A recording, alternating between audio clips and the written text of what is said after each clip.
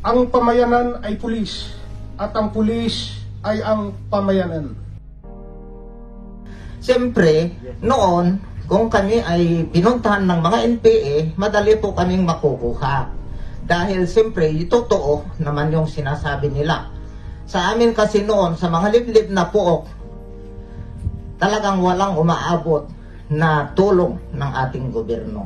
Yung daan po namin noon ay halos hindi makadaan. Yung galusa o paragos na sinabi ng Tagalog. Ngayon, diretso na po yung mga sasakyan. Kaya kung noon at saka ngayon, malaki na po yung pagbabago. Kaya siyempre sa amin po, malaki yung pagbabago, yung tulong ng gobyerno, umaabot na sa amin ngayon, yung TISDA at iba't ibang sakay ng gobyerno. Maraming salamat. Magandang umaga mga kababayan sa Pangasinan. Sa ngalan po ng former rebels organization sa Ilocos Region, ipinapaabot po kagaya nyo ng pakikiramay sa pamilya Absalon. Na ito po ang dahilan kung bakit namin naisipan magbalik loob na sa gobyerno dahil sa hindi makatarungan ginagawa ng komunistang kilusan sa ngayon sa pagpatay nila sa mga inosenteng sibilyan na kung saan wala namang kinalaman sa kanilang ipinaglalaban. Umiiyak po kami bilang mga former rebels dahil ang aming pinaniwalaan ay puro pala kasinungalingan. Ang sinasabi namin noon ay maglingkod sa sambayanang Pilipino, hindi pumatay sa mga walang kasalanan. Iyon po ang aming paniniwala noon. Pero dahil po natuklasan namin, kaming mga former rebel na mali na ang ginagawa ng komunistang kilusan, kami po ay nakikisa po sa inyong lahat ngayon na magsasabing itigil na natin at huwag na nating tangkilikin ang komunistang kilusan.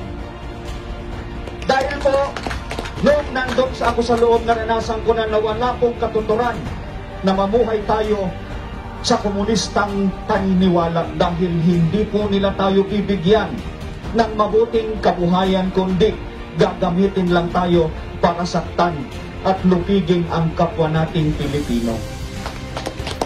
Kaya po, ang panawagan ko sa aking pinanggalingan sa mga komunistang kilusan, ako po ay taus-pusong nag-aanyaya sa kanila na magbalik loob na sa gobyerno dahil po ang gobyerno ay hindi po nagkulang. Hindi po siya nagkulang kailanman. Pero dahil po sa paniniwala ng komunistang kilusan na walang ginagawang gobyerno, nililang nila ang mamamayang Pilipino, ang mamamayang Pilipino naman po ay nagpalinlang. Kaya po, mananawagan po ako sa komunistang kilusan na itigil na ang karahasan. Ang pamayanan ay pulis at ang pulis ay ang pamayanan. Sa gayon, kinikilala ng Pangasinan Police Provincial Office ang komunidad.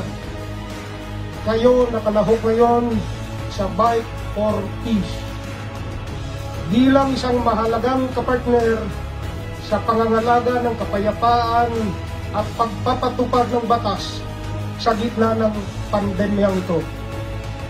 Pinatibay ang relasyon ng pulis at komunidad sa pamamagitan ng mga alituntuning patnubay nito.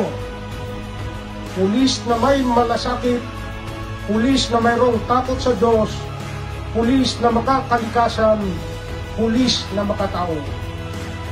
Naniniwala kami na makakamit ang misyon ng inyong Philippine National Police sa inyong tulong at pakikiisa sa lahat ng aming programa at programa ng ating probinsya at ng national government.